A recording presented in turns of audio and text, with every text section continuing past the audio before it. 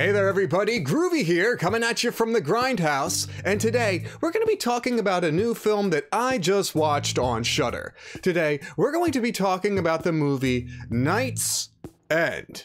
Now, if you're not familiar with this movie, let me break it down for you. This film is directed by Jennifer Reeder and stars Geno Walker, Kate Arrington, and Michael Shannon. Now, Walker plays a man named Ken, and Ken is plagued by a number of neuroses and anxiety and has become a bit of a reclusive shut-in. It seems that 2 years ago, Ken had a total nervous breakdown, which led to him becoming an alcoholic and developing a drinking problem, and ultimately culminated in the destruction of his marriage to Kelsey.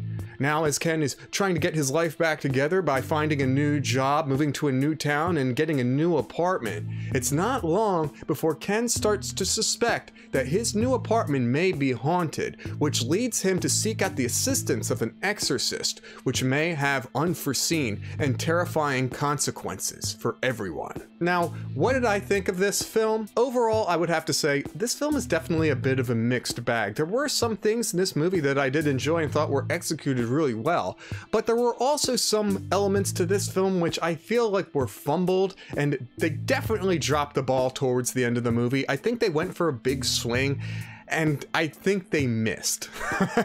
Now let me go over a couple of things that I did enjoy before I shift over into some of the things that I didn't. Right off the bat, I would say that the acting in this movie was really good. I thought Geno Walker did a fantastic job as the lead Ken. Without his solid performance, this movie wouldn't have worked because he is on screen for like 90% of the film. The movie is entirely a story which revolves around Ken.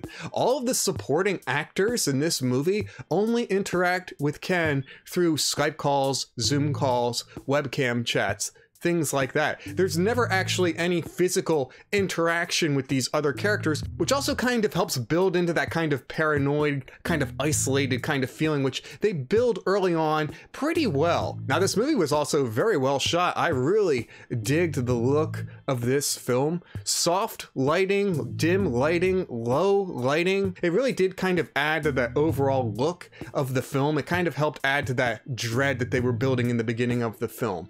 I also as opposed to using jump scares, they use those over-the-shoulder scares, I guess we will call them for today.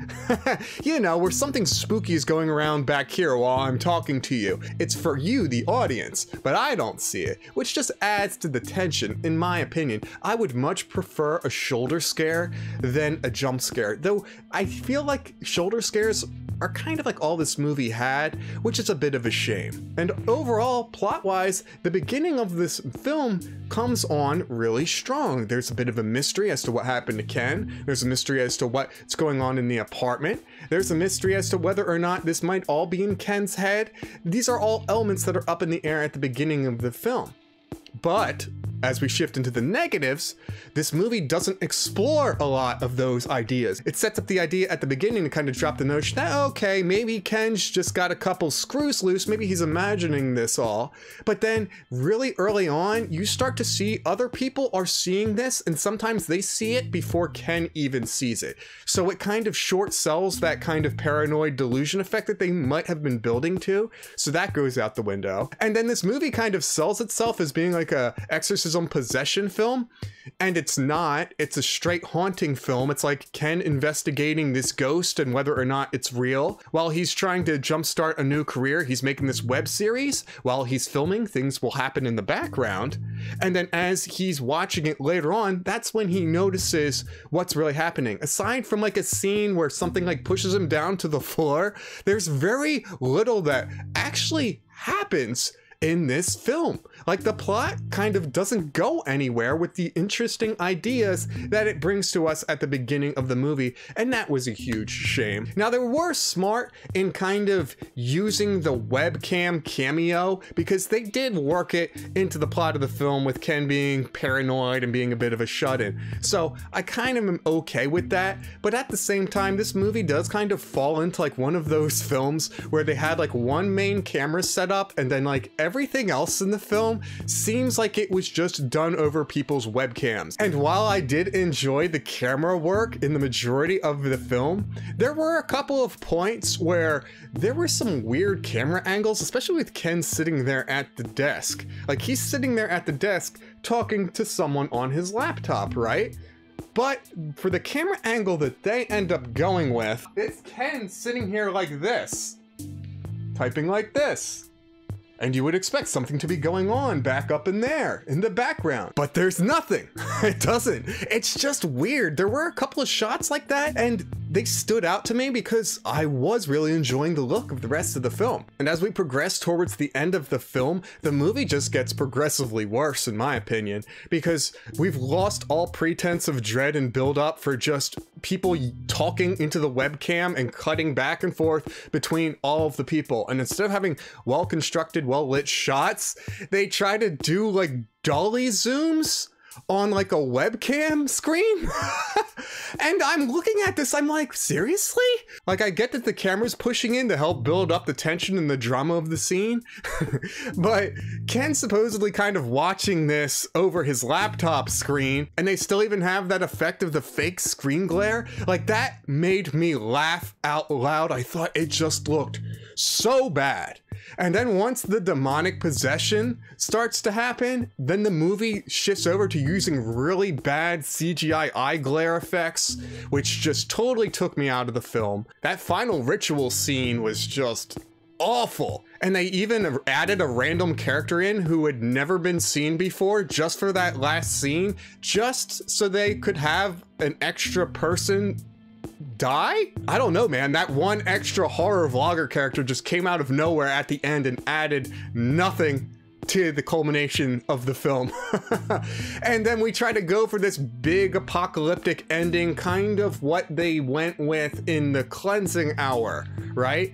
But The Cleansing Hour was so much better than this movie. Like, this movie tries to do something like The Cleansing Hour, or if I had to pick another example, we'll go with John Carpenter's In the Mouth of Madness, where now that the book is out in the open for everybody to read, the madness is affecting everybody on a global scale. This movie tries to do that, but it spends so much time just staying inside with Ken's character that when the evil does finally get out and starts affecting these other characters, we don't really know that much about these characters. We don't really care about these characters. The CGI eye glow just looked terrible. It was just overall laughable, in my opinion. And then also the makeup effects for the demonic entity, which they do show you more of at the end of the film. Now, if you're watching this movie and get a flash of that demonic entity during one of the earlier exorcism ghost attack scenes and think that that looked terrible, let me tell you something. Under sustained lighting, it doesn't look any better.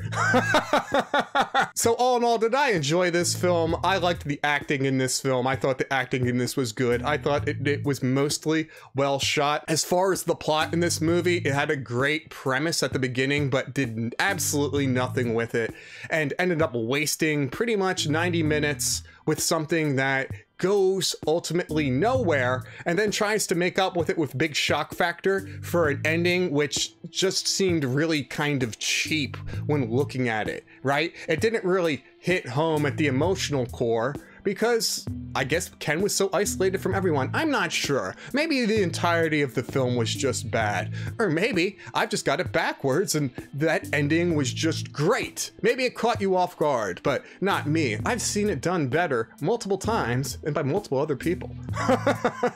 So, while I normally would applaud a film for that big swing at the end, I have to say it was such a miss, in my opinion, that I would have to say no, I don't think I would recommend this movie to anybody. This movie was way worse than Spell, which we watched the other week, and it kind of made me sad. I was hoping for another good follow-up review to Spell, but this movie, sadly, is not it. If you have to pay for this bad boy, I'm gonna say save the money and go watch something else. Other than that, if you guys watch this movie, drop your thoughts in the comment section, because I do like to know what you guys think of these movies. Other than that, I'm gonna mosey on out. I hope you guys enjoy the rest of your day. Stay safe, stay classy, but no matter what you do, make sure that you stay groovy, people. We outie, bye-bye.